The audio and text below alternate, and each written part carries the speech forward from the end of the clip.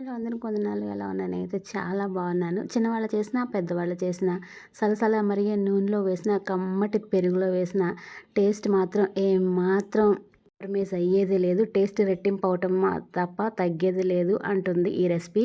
అదేంటంటే వంకాయ పెరుగు కూర చేస్తున్నాను ఈరోజు. చాలా టేస్ట్గా ఉంటుంది. నచ్చితే మీరు కూడా తప్పకుండా ట్రై చేయండి.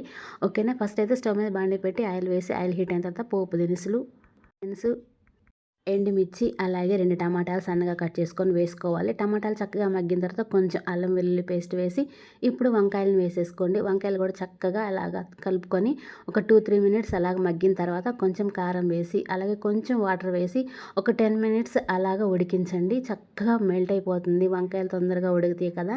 ఉడికిన తర్వాత స్టవ్ ఆఫ్ చేసి కొత్తిమీర వేసి, ఒక కప్పు కమ్మటి పెరుగు వేసుకొని మొత్తం కలిపేసి వేడి వేడి అన్నంలో తింటుంటే ఎంత టేస్ట్గా ఉండిద్దోనండి. తప్పకుండా మీరు కూడా ట్రై చేయండి. చాలా అంటే చాలా బాగుంటుంది. ఇక్కడ ఏ ప్లేస్లో ఉన్న, చిన్నవాళ్ళ దగ్గర ఉన్న, పెద్దవాళ్ళ దగ్గర ఉన్న, ముసలి వాళ్ళ దగ్గర ఉన్న, ఏ ప్లేస్లో ఉన్నా, ఆఫీస్లో ఉన్నా కానీ, స్కూల్లో ఉన్నా కానీ, ఏ ప్లేస్లో ఉన్నా మన దేవుణ్ణి మనం మర్చిపోకూడదు. ఎక్కడున్నా ఆయన నామాన్ని స్తుతించాలి. ఆయన బిడ్డలంగా మనం ఉండాలి.